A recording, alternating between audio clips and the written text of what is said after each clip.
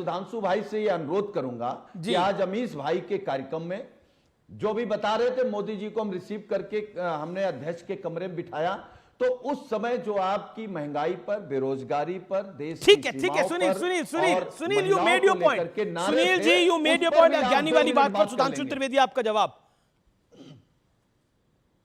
हाँ भैया, ऐसा है सुनील जी, आपने एक बात जो कही थी 5% गलत बोला था कि किसी के खाने में केवल 5% जहर मिला दिया जाए और 95% बिल्कुल ठीक हो तो वो प्राण घातक हो जाता है। इसलिए ये 5%, आप जिस कमरे में बैठे ना उसमें केवल 5% कार्बन मोनोऑक्साइड आ जाए तो आपके प्राण पखेरु उड़ सकते हैं, हमारे आपके किसी के भी।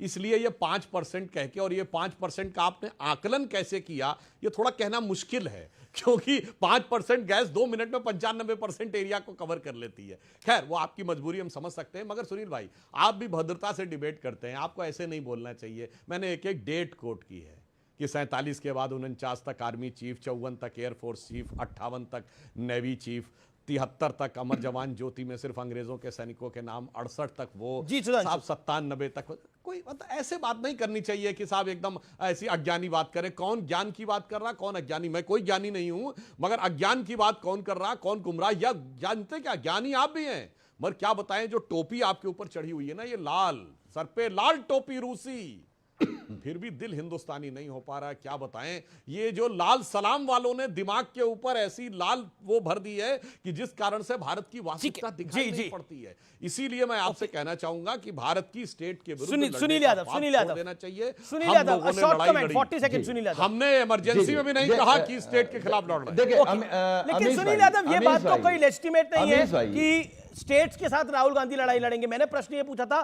कि जब उत्तर प्रदेश से राहुल जी लड़ाई लड़ेंगे तो अखिलेश जी राहुल जी के साथ होंगे या राहुल जी के खिलाफ होंगे? समाजवादी पार्टी उत्तर प्रदेश में अकेले भारतीय जनता पार्टी को हरा देगी 27 में, लेकिन हमारा गठबंधन है, इंडिया गठबंधन है, तो इंडिया गठबंधन हराएगा। एक ठीक एक अच्छा, मैं अपनी बात कर लूं। एक तो सुधांशु भाई, मैंने आपको अज्ञानी नहीं कहा, मैंने ये कहा कि इस देश में कुछ अज्ञानी साथी हैं जिनको ये लगता है कि ये देश या भारत माता 1947 में नहीं 2014 में आजाद हुई। एक दूसरी बात आपने टोपी पे कही है, ये लाल टोपी काली टोपी से तो 100 गुना अच्छी लगती है कि नहीं लगती? आपको भी लगती होगी। काली टोपी कोई टोपी होती है? काला कोई प्रतीक होता है? लाल प्रतीक तो कम से कम क्रांति का होता है, विरोध का होता है, सम्मान दिलाने का होता है, अन्याय के खिलाफ लड़ने का होता है। काला किस लिए होता है? जो आप लोग काली टोपी लगाते हैं, आपके नेता काली टोपी लगाते हैं, मैं टोपी पे बहस नहीं करना चाह रहा था, लेकिन कम से कम काली टोपी से तो 100 गुना अच्छी लाल टोपी है। ओके, जवाब सुधांशु त्रिवेदी। काली टोपी यानी राष्ट्रीय स्वयंसेवक संघ की टोपी की जिक्र कर रहे हैं, मैं व्यूअर्स के लिए बता रहा हूं। सुधांशु, मैं बताना चाहता हूं, जो काली टोपी के लिए ये राष्ट्रीय स्वयंसेवक संघ के लिए कह रहे थे, और लाल टोपी दोनों का बताता हूं। ये लाल टोपी जानते किसका? विदेशी क्रांतियों का प्रतीक है, जहां खून खराबा करके सत्ता का परिवर्तन होता है, और आज तक देख रहे हैं भारत में क्रांति का प्रतीक भगवा रंग है, जो आत्म बलिदान और आत्मोत्सर्ग का प्रतीक है, जिसके लिए भगत सिंह ने बोला था मोरा रंग दे बसंती चोला, जिसके लिए कहा गया था जिस चोले को पहन शिवाजी खेले अपने आन पे, जिसे पहन झांसी की रानी मिट गई अपनी आन पर, आज उसी को पहन के निकला हम मस्तों का टोला। भाई वो लाल नहीं थी, लाल तो रूस और चीन की भयंकर खूनी संघर्ष, जिसमें अपने ही करोड़ों करोड़ लोगों को मरवा दिया, चाहे स्टालिन ने, माओ ने, पोल पोट ने, चाउसेस्कू ने। खैर अब आते हैं वर्तमान स्थिति के ऊपर। वो लाल और नीली छोड़ दीजिए, काली टोपी ने क्या काम किया आपको बताता हूं। इस देश में दलित बस्तियों में काम करने वाला सबसे बड़ा संगठन कौन? सेवा भारती, जो काली टोपी पहनने वाले आरएसएस के लोगों का। अब सुनिए, ट्राइबल एरियाज में काम करने वाला सबसे बड़ा संगठन कौन? वनवासी कल्याण आश्रम। वो कौन है? वो काली टोपी पहनने वाला आरएसएस के लोगों का। सबसे बड़ा विद्यार्थी संगठन अखिल भारतीय विद्यार्थी परिषद, आरएसएस के लोगों का।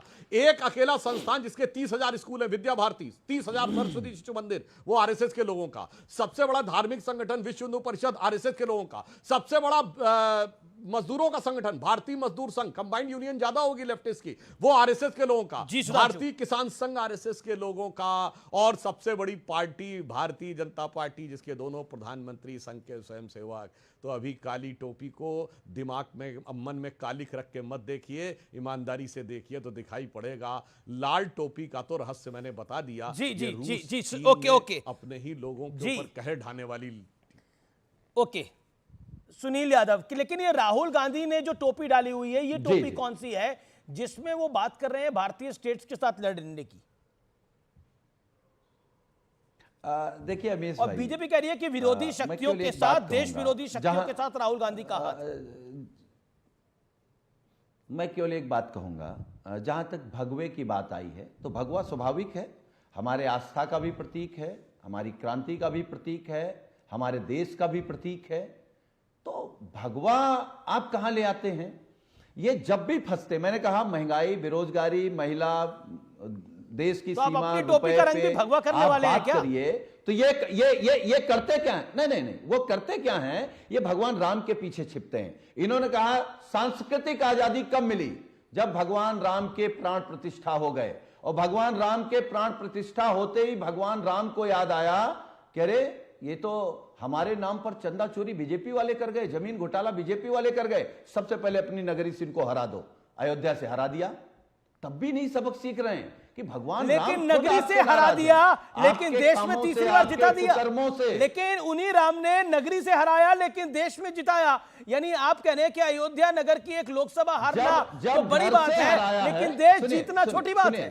तीसरी बार प्रधानमंत्री बना दिया। ये भी तो सोचिए। अमीश भाई जी, अमीश भाई जी, जब भगवान राम ने अपनी नगरी से समाप्त करना शुरू किया है, तो जितने देश में, दुनिया में भगवान राम के भक्त हैं, अगली बार सब अपनी अपनी नगरी से भाजपा ठीक है। को सुधांशु समाप्त त्रिवेदी, कर देंगे। देखिए धार्मिक विषय भी है और आध्यात्मिक विषय भी है और राजनीतिक विषय भी है। Sudhanshu Trivedi, your reply is bust. देखिए, प्रभु की लीला को समझ पाना लाल टोपी वालों के बस की बात नहीं है। प्रभु ने, आपने कहा कि हम अयोध्या हारे, बस्ती हारे, प्रयागराज हारे, चित्रकूट हारे, नासिक हारे, रामटेक हारे, रामेश्वरम हारे। ये वो थे जो कहते थे अयोध्या राम की थी या नहीं, ये साबित करो। प्रभु ने वो लीला दिखाई कि आज अपने मुंह से चिल्ला चिल्ला के संसद के पटल से लेके मीडिया के चैनलों तक बोला है कि देखो भाई, अयोध्या भी राम की थी, बस्ती भी राम की थी, प्रयागराज, चित्रकूट, नासिक, रामटेक, रामेश्वरम सब थे। और भगवान ने लीला दिखाने के बाद दूसरी लीला दिखाई, कुरुक्षेत्र भी जितवाया और नासिक और रामटेक के राज्य में भी वो जितवाया कि चारों खाने चित्त हुए। और 6 महीने हुए नहीं है कि इंडी गठबंधन की हालत वो है कि ठोकर न लगाना हम खुद हैं, गिरती हुई दीवारों की तरह। तो मुझे लगता है प्रभु की लीला को समझने का प्रयास। और अब मैं बताता हूं, सुनिए, आपने कहा महंगाई बेरोजगारी, तो 2013 में क्या थी महंगाई की दर और क्या थी बेरोजगारी की दर और क्या थी इन्फ्लेशन की दर? दर्शकों से कहता हूं ना, मेरी बात पे यकीन करिए ना, इन पी जाके देखिए, 11% 12% थी महंगाई की दर और रेट ऑफ ग्रोथ 4% 5% पे आ गई थी। आज कितनी है? आज 6% बढ़ने के बाद भी है। और ग्रोथ रेट भारत दुनिया में सबसे फास्टेस्ट ग्रोइंग बड़ी इकोनॉमी में से एक है। ये आईएमएफ की चीफ क्रिस्टिना जॉर्जिएवा ने। और एक लाइन में कह दूं अमित जी, जब राम मंदिर में मूर्तियां प्रकट हुई तो भारत के बारे में कहा जाता था तुम्हारा मुल्क क्या करता है, 2 रोटी लेता है तो 1 रोटी उसकी खाता है, कर्जे की खाता है। India contribution to the world is 0 0 and 0। याद है पूरा पश्चिम का वो डायलॉग। उसके बाद जब राम मंदिर का आंदोलन आगे बढ़ना शुरू हुआ, 1991-92 में विवादित ढांचा भी टूटा और नेहरूवियन आर्थिक ढांचा भी टूटा। जब विवादित ढांचा खड़ा था तो भारत का फॉरेन एक्सचेंज रिजर्व 1 बिलियन के नीचे था। उस समय सोना गिरवी रखा जा चुका था, महंगाई प्रचंड थी, बेरोजगारी प्रचंड थी। 1991 में 2 बार डिवैल्यूएशन हुआ और जब राम भक्तों की सरकार आई 100 बिलियन पे पहुंचा foreign exchange reserve Atal ji के जमाने में, जब नीचे से सबूत निकले 2003 की खुदाई में। और जब मोदी जी की सरकार आई 500 बिलियन पहुंचा। और राम मंदिर बनने के बाद 2024 में Christina Georgieva international monetary fund की चीफ ने कहा है इंडिया का कंट्रीब्यूशन इस साल दुनिया के जीडीपी में मैक्सिमम होने वाला है 15%। और मेरे भाई समझो, आप कहते थे राम मंदिर बनेगा तो मिडिल ईस्ट के देश पेट्रोल देना बंद कर देंगे।